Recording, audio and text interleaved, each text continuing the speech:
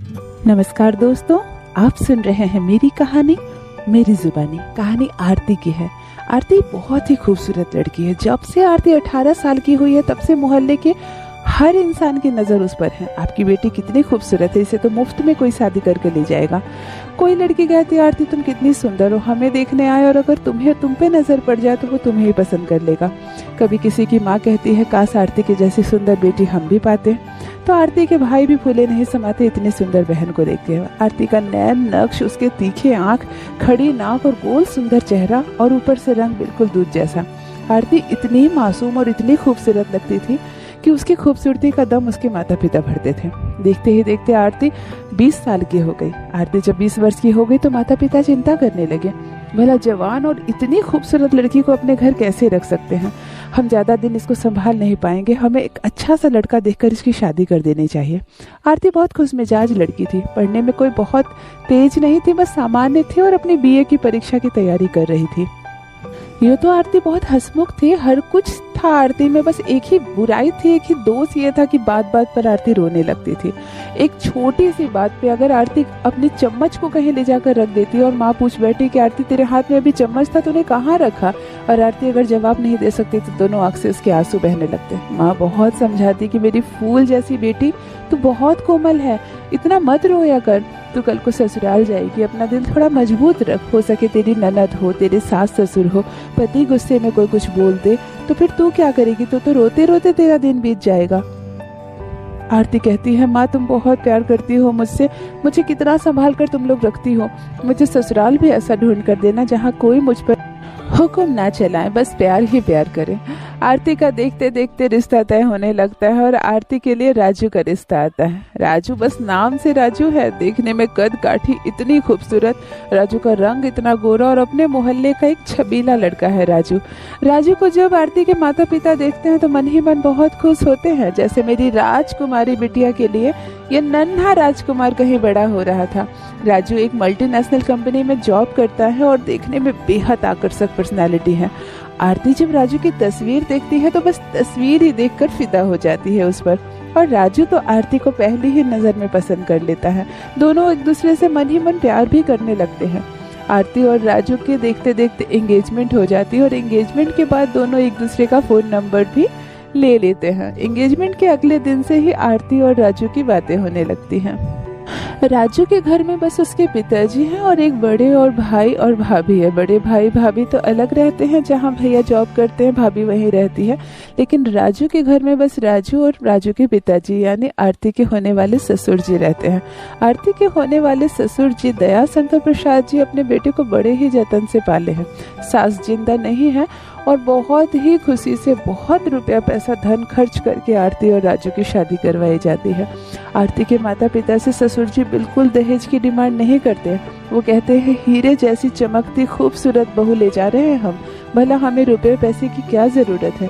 भगवान की दया से हमें किसी भी रुपये पैसे की कोई ज़रूरत नहीं है, घर पूरा सामानों से भरा हुआ है और बैंक बैलेंस फुल है, बस एक सुंदर अच्छी प्यारी बहू चाहिए जो मैं लेकर जा रहा हूँ। दयाशंकर प्रसाद की उदारता को देखकर आरती के माता पिता बेहद खुश होते हैं। आरती से उसकी माँ कहती है कि तू नसीब वाली है, पति तो अच्छा मिला ही मिला, तेरे ससुर जी भी बहुत अच्छे हैं।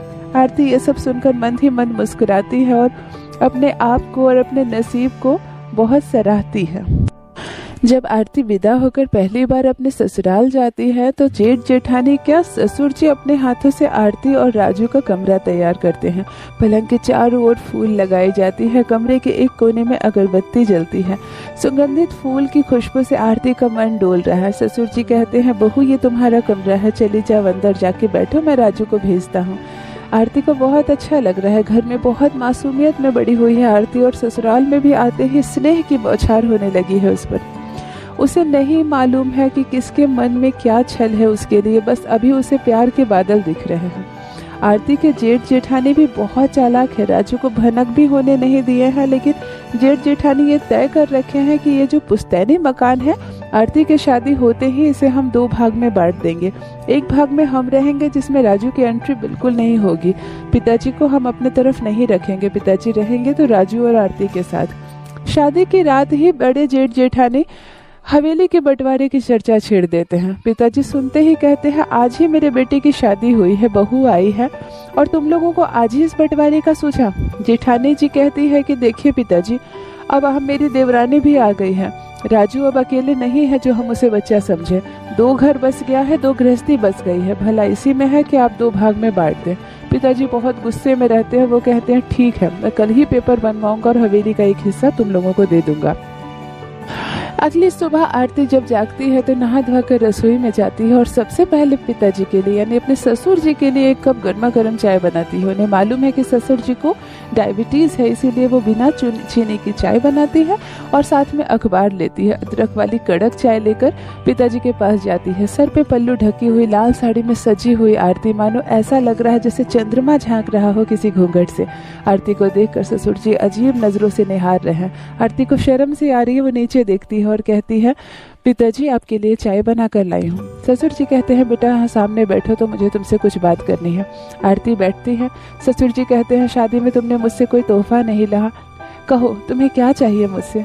आरती मुस्कुराती है और कहती है, नहीं पिताजी, मुझे बहुत अच्छा घर मिला है, बहुत अच्छे पति मिले हैं और सबसे अच्छे ससुर रूप में आप मिले हैं, मुझे कुछ नहीं चाहिए आपसे। और ससुर जी कहते हैं, नहीं, मेरे पास आज तुम्हें देने के लिए एक तोहफा है।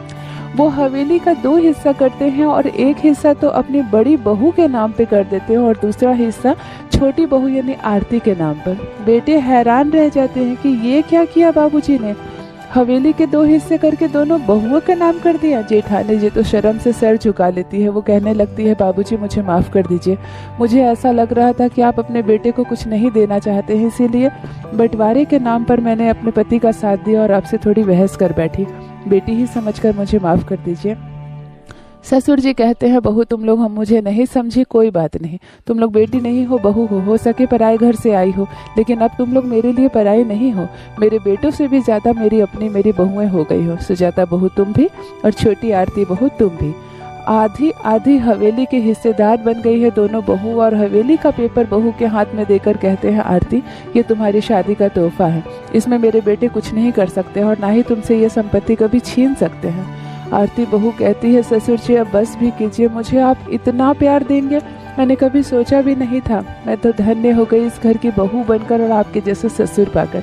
ससुर मुस्कुराते हैं, आरती के सर पर प्यार भरा हाथ फेरते हैं और कहते हैं, बेटा तुम लोगों की सास जिंदा नहीं है, कभी मैं तुम लोगों से ज्यादा प्यार से बात कर लूं या तुम लोगों के पास बैठकर ज्यादा देर गप कर लूं ना तो समाज उंगली उठा देता है। आज ससुर और बहू का रिश्ता भी अछूता नहीं है जिस पर लोग उंगली ना उठा सके, इसीलिए मैं थोड़ा जुबान से कड़क रहता हूँ और तुम लोगों से अच्छी तरीके से बात नहीं करता। लेकिन इसका ये बिल्कुल मतलब नहीं है कि मैं तुम दोनों से प्यार नहीं करता। मेरी कोई बेटी नहीं है, तुम्हें दोनों मेरी बेटियां हो, इसीलिए इस हवेली की आधी आधी हकदार मेरी दोनों बहुएं हैं, बेटे नहीं। आरती सुनकर खूब मुस्कुराती है और मन ही मन भगवान को थैंक यू कहती है, जिनकी कृपा से आज इतना अच्छा संसार, इतना अच्छा ससुराल और मिले हैं ऐसे ससुर जी। ये थी दोस्तों ससुर बहू की एक छोटी सी रोचक कहानी। आशा करती हूँ कहानी आपको अच्छी लगी होगी। मेरी कहानियाँ पसंद आए तो चैनल को सब्सक्राइब जरूर कीजिए। बने रहिए मेरे साथ। आप सुन रहे हैं मेरी कहानी मेरी जुबानी।